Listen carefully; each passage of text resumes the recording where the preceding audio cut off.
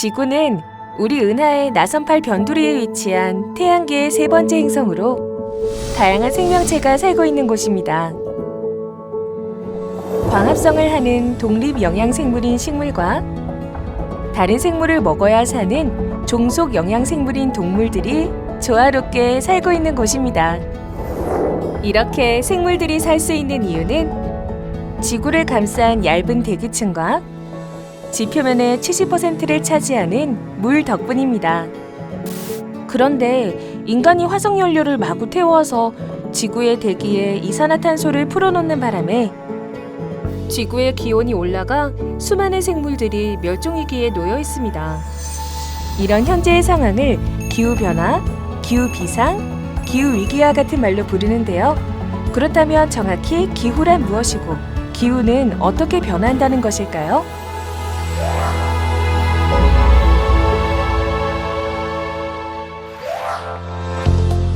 스마트폰에서 날씨 앱을 열면 기온, 비올 확률, 습도, 기압 등이 나옵니다. 기상학은 이런 온도, 습도, 기압 등의 기본적인 정보를 바탕으로 대기와 날씨를 과학적으로 연구하는 학문을 말합니다.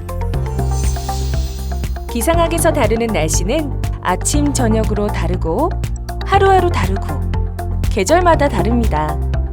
날씨를 좌우하는 요인은 너무나 많아서 날씨를 정확하게 예측하기는 무척 어렵습니다. 기후는 한 지역에서 30년 이상 쌓인 날씨 정보를 모아 평균한 결과를 말합니다. 그 지역에서 얻은 기온, 습도, 강수량, 풍향, 풍속, 전선 등에 관한 정보가 기후의 바탕이 됩니다. 그래서 내일의 날씨를 정확하게 맞추기는 어려워도 한 지역의 기후를 예상하는 건 어렵지 않죠. 기후는 오랜 기간의 경향성이나 추이이기 때문입니다. 예를 들어 우리나라에서 여름이면 어김없이 장마전선이 생겨 장맛비가 쏟아지고 겨울이면 차가운 시베리아 기단이 따뜻한 북태평양 기단을 남쪽으로 밀어내어 우리나라가 추워지는 것은 누구나 예측할 수 있고 거의 100% 맞힐 수 있었습니다. 그런데 요즘 이 기후가 뭔가 좀 변했습니다. 여름이 평년보다 너무 더웠다가 덥지 않았다가 하고 장마철에 비가 너무 많이 왔다가 오지 않기도 하는 등 이제는 기후를 정확히 예측할 수 있다고 말하기가 어려워졌습니다. 그래서 우리 지구의 기후에 무슨 일이 있는 건지 알기 위해 우선 기후라는 것이 어떻게 결정되는지 알아보겠습니다. 영상이 처음에 지구의 생물이 살 수 있는 이유는 대기권과 지표면에서 70%를 차지하는 물 덕분이라고 했죠? 여기서 말하는 대기권과 지표면은 지권, 대기권, 수권, 설빙권, 생물권 이렇게 크게 5개의 권역으로 나눌 수 있습니다.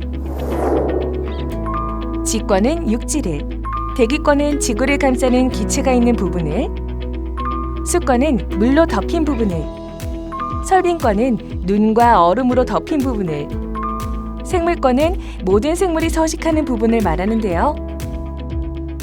기후 시스템은 5개의 권역에서 일어나는 수증기와 에너지의 교환으로 서로 연결되어 있습니다.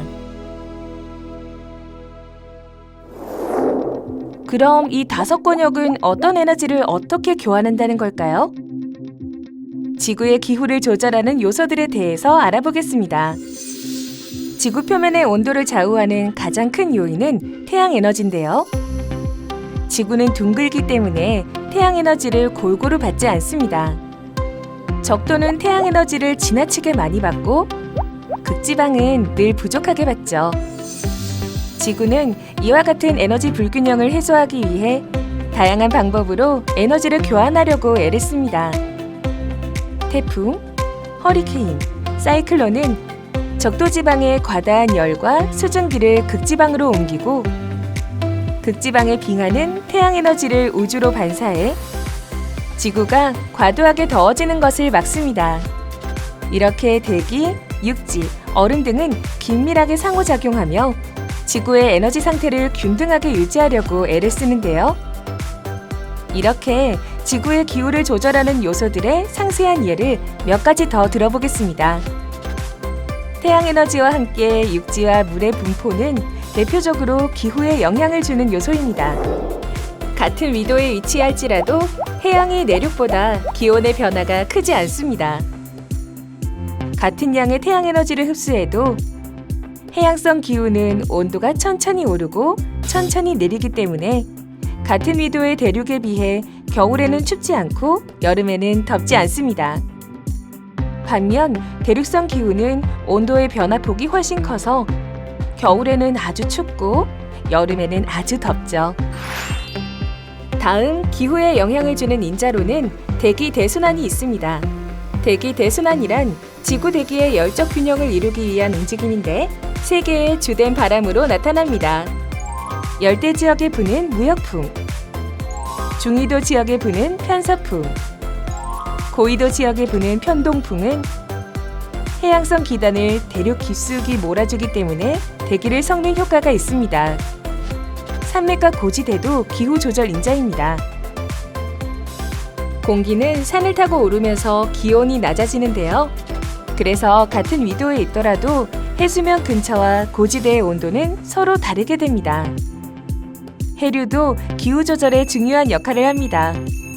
북반구의 쿠로시오 해류와 멕시코 만류, 남반구의 브라질 해류와 동오스트레일리아 해류는 적도의 열을 극지방으로 옮겨 따뜻하게 해주고 반대로 북반구의 캘리포니아 해류와 카나리아 해류, 남반구의 페루 해류와 벵겔라 해류는 해류와 접한 연안의 온도를 낮춰줍니다.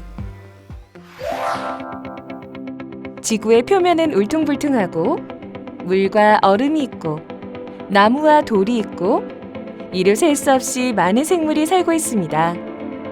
이 많은 조건이 서로 영향을 주고받으며 살기 때문에 화산, 공장, 자동차에서 나오는 미세먼지가 햇빛을 가리거나 반대로 오존층이 뚫려 자외선의 양이 늘어나는 변화가 있어도 지구의 평균 기온은 크게 변동하지 않고 유지될 수 있습니다.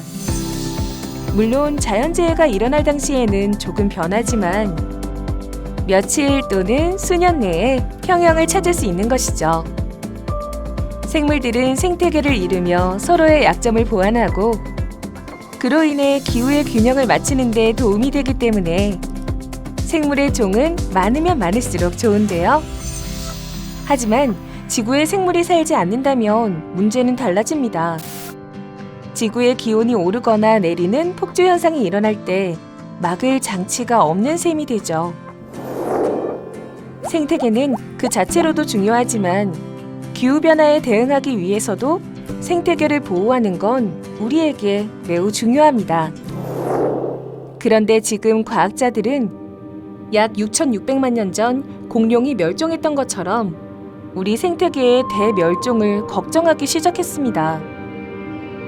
공룡 대멸종의 원인은 소행성 충돌과 화산 폭발로 인한 기후변화인데 반해 우리 생태계가 멸종하게 된다면 그 원인이 인간의 산업활동으로 발생시킨 과다한 이산화탄소가 불러온 지구온난화와 그로 인한 기후변화가 될 거라고 합니다.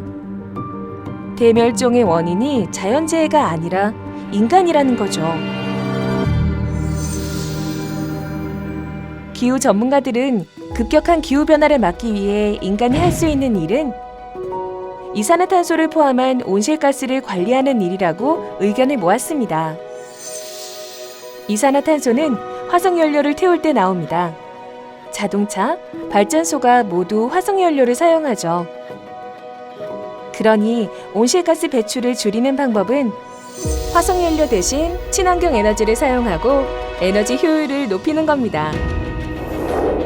태양에너지, 풍력, 조력, 지열 등을 재생 가능 에너지라고 부르는데요. 이미 많은 개발이 이뤄졌고 설치 비용도 낮아져서 사용하기에 점점 좋아지고 있다고 합니다. 우리가 화석연료 에너지를 가급적 적게 사용하고 재생 가능 에너지로 전환하는 노력을 이어간다면 우리는 지금의 기후 위기를 극복하고 깨끗하고 쾌적한 지구에서 오랫동안 살 수 있게 될 것입니다.